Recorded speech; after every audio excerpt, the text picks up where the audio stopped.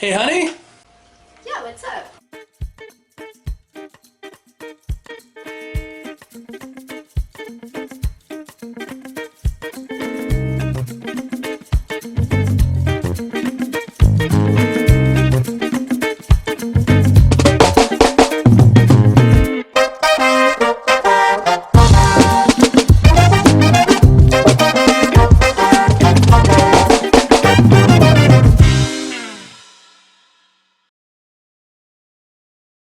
Hey everybody, I'm Fen, and this is Retro Reviews, a review show where we go through my copious amounts of gaming books and other paraphernalia one at a time, and to keep me from rambling, we have Laura. Hey everybody. So to keep us on track tonight, I'm going to ask a list of questions. Alright. So what is tonight's magazine? Dragon Magazine number 89. Okay, and where did this one come from? Eagle Hill. Eagle Hill in Presque Isle. Do you want to give us a quick synopsis of what's inside? What is inside? Okay, we're good. We only got 11 articles in this one. Okay. Alright, first one is Survival as a Group Effort. It's a discussion on population growth and regrowth, set up to help a DM figure out how long it would take if you completely wiped out almost every orc. Had a big war with the orcs. Like, how many years would it take for the orc population to come back to the point where they could actually amass a huge horde to threaten the nation again? Or other races about how elves, keep their numbers or could possibly start dying out. An interesting article diving into some deep, crunchy math. Next one was basically just some 6 new magical shields. Wonderful thing about a lot of these early dungeon magazines is the magical items were all compiled into the Encyclopedia Arcanium books for 2nd edition D&D. So if you don't have this magazine, but you do have those, you will have a shield that allows the wearer to become invisible and fly. Another one that makes a bubbled air around it. Another that can become a bridge. One that absorbs electric damage, and then you can absorb the electricity back out of it. One that just glows if the bearer thinks about it. And one that screws with magical items that touch it. Basically, it causes them to go all wonky and crazy. Interesting. Yep. Next is the Gods of the... That's it. Gods of the Stool Pantheon. It's 3 new gods to use in games. They're gods of monsters. Like there's a god of the beholders, the eyeball monsters. And that's something that I think got expanded upon and referenced in... there's a 3rd edition book. I never had it. My friend did.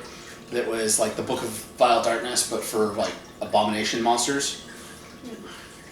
I cannot remember what the name of it. You know what that book is that I'm thinking of? Comment section down below. What was the complete aberration book from 3rd edition D&D? Many types. The next one is the many types of magic. Detailed notes and thoughts on how the spells of D&D are assigned to their school. So what makes a spell a necromancy spell? What makes it a divination spell? What makes it an aberration, which is like messing with the elements. Okay. There's an article, The Role of Books. That was actually a running article where they would talk about suggested reading for D&D players. The ones in this one are all about warfare in the medieval times. There's the stats for the NPC class, the Sentinel. Basically, how to make better guards. Did you ever see the movie Titan AE? Yeah, they actually found it's the only time in fiction I've ever encountered an intelligent, smart bard. Not bard, but guard. Basically, the guy's trying to come up and lie through his teeth to get past the guard. And the guard's like, wait a second. That only happens during this time of year, and you're the wrong species. Well, that's good. Yeah, so there's a cool way to make some better guards instead of just some dummy stormtrooper type things that players are just going to either bluff or slash their way through. Right. They also didn't cover just Dungeons and Dragons in Dragon Magazine. They covered some of the other TSR games, such as Top Secret, which was a James Bond style RPG. And they had an article for new alternative skills for agents, basically making like an assassin and stuff like that. So you're not straight up just be like, I'm just a secret agent, but it's like, I'm a secret agent with a job. There was also a game called Dragon Quest that they created and covered. And they had a Learn Magic by the Month, basically talking about like how to have like a correspondence school for mages. And it talked a lot about that's the gist that I got out of the article, but it was really crunchy, like really deep into the rules, and I'm just like, I'm not making a lot of sense out of this. Mage school? Pretty much. Well, more like, what's the big online university we go see the ads for? SNUH? No, it's not.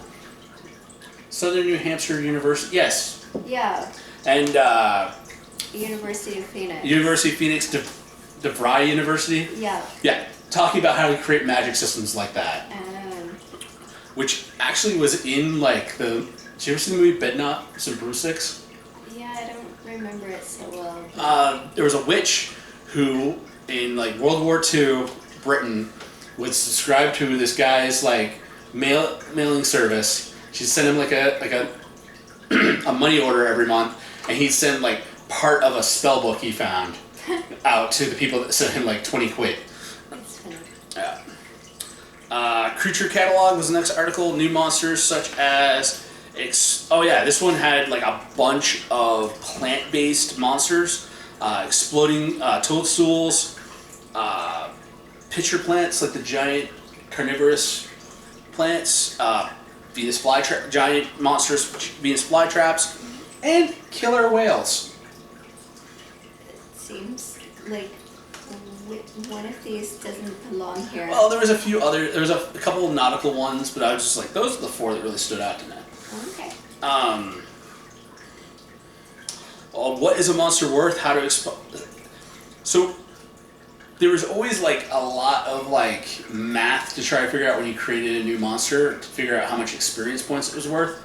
There's actually an article in here like breaking down like if it's got this many hit points and it's got these kind of abilities, this is what you're thinking about for, and that kind of information wasn't really in the earlier editions, but did become a staple for future editions of D&D whenever they talked how to make a monster.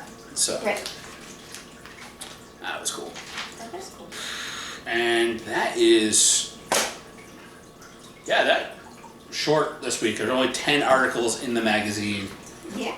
But are you planning to keep this whole one also, or are you going to take some articles out? I think definitely going to I think I'm gonna play around. Like I'm gonna play around with my own idea of the whole like magic via Zoom type stuff. Not use their exact thing because that was all rules dependent for Dragon Quest. The creature catalog, I gotta double check a few of the other sources of monsters I got, so I'm probably gonna copy out the creature catalog. I think a lot of those I don't have in the other monster manuals I got. And definitely keep the article on Monster EXP. Okay. So. Sounds good. Yep. Well, those are all my questions. And that's all. Yeah, I am a fan of carnivorous plants in Dungeons and Dragons. I want people to vote in the comment section, plants or zombies. Just type in either plant or zombie and let me know which one you would rather put into your dungeon or face in a dungeon. Do you want a bunch of killer plants or just straight up regular monsters? Let me know. And we'll see you next week. Peace. Okay, bye everybody. Hey everybody, thanks for staying till the end of the episode. episode.